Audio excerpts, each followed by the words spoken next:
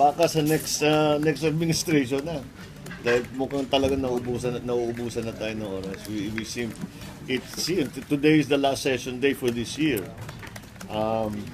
Siguro we can reasonably expect na pag yung session sa Enero, yung short session sa Enero, hindi na tayo makakuha ng quorum sa House of Representatives.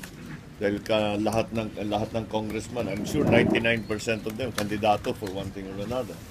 So nangangampanya na yan. And that's what happened, I remember, last 2013. Wala ng quorum. So pwede pa rin namin trabahuhin dito sa Senado.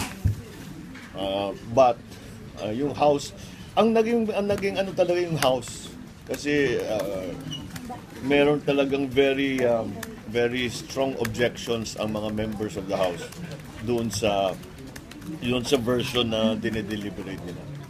Well, I don't know. I suppose people who are interested in the issue,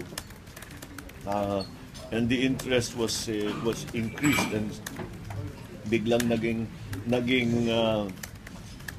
nasa consciousness ng tao nung nagmamasapano, nung nangyari ang massacre sa Mamasapano.